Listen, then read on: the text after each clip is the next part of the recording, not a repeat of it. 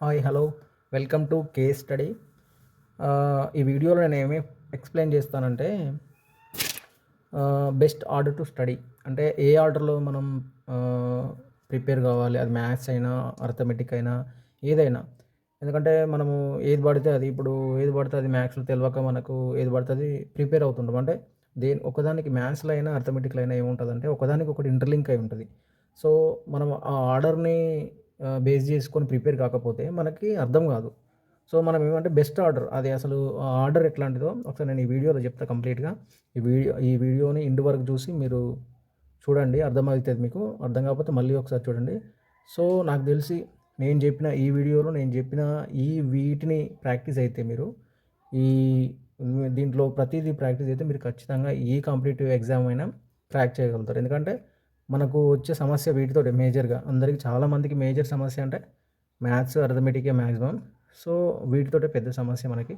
So నేను చెప్పిన ఆర్డర్లో పర్ఫెక్ట్గా వీటిని మీరు నేర్చుకుంటే ఒక 2 మంత్స్ నాకు మ్యాక్సిమం ఒక 2 మంత్స్. ఆ 2 మంత్స్‌లో మీరు ఇవి పర్ఫెక్ట్‌గా నేర్చుకుంటే మీరు ఎనీ గవర్నమెంట్ సెక్టార్‌లో గానీ, ఏ కాంపిటేటివ్ ఎగ్జామ్‌లో అయినా ఖచ్చితంగా క్రాక్ చేయగలుగుతారు. So please watch. నేను చెప్పేది ప్రతీదీ నీట్‌గా వినండి.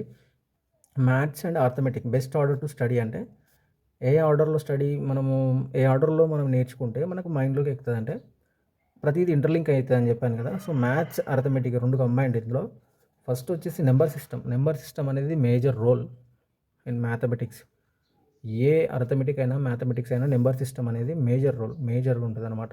ఫస్ట్ బేసిక్స్ నెంబర్ సిస్టమ్ తర్వాత నెంబర్ సిస్టమ్‌లో మళ్ళీ కొన్ని సబ్ టాపిక్స్ ఉన్నాయి. అవి కూడా అంటే నెంబర్ సిస్టమ్ నేను చెప్పేది ఓన్లీ నెంబర్ సిస్టమ్ టాపిక్ మొత్తం. ఆ టాపిక్‌లో ప్రతీది నెంబర్ సిస్టమ్ టాపిక్‌లో ప్రతీది. అండ్ నెక్స్ట్ వచ్చేసి సింప్లిఫికేషన్ ఎంత మేజర్ రోల్ పాటిస్తుందో కాంపిటేటివ్ ఎగ్జామ్‌లో మీకు కూడా ఐడియా ఉంటది.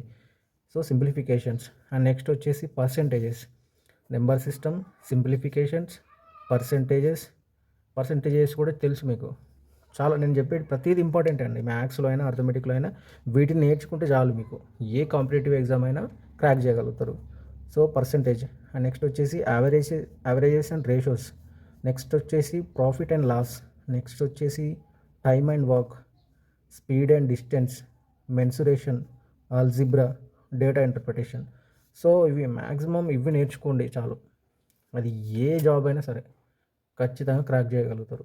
వీటిని నేర్చుకుంటే ఆటోమేటిక్ జాబ్ వస్తుంది. నాది షూరిటీ కన్ఫర్మ్‌గా. ఇంకోటి వీటిని ఏ ఆర్డర్లో ప్రిపేర్ కావాలని నేను ఏ ఆర్డర్ అయితే చెప్పానో అదే ఆర్డర్లో ప్రిపేర్ కావాలి. సో నెంబర్ సిస్టమ్ తర్వాత సింప్లిఫికేషన్ తర్వాత పర్సెంటేజ్ తర్వాత యావరేజ్ ఇట్లా ఇదే ఆర్డర్లో ప్రిపేర్ అయితేనే నీకు మైండ్‌కి ఎక్కుతుంది. ఎందుకంటే ప్రతీది ఇంటర్లింక్ అవుతుంటుంది. ఈ ఇంటర్లింక్ అవుతుంది కాబట్టి మనకు ఇప్పుడు అర్థం చేసుకోవడానికి తొందరగా అర్థం చేసుకోగలుగుతాం.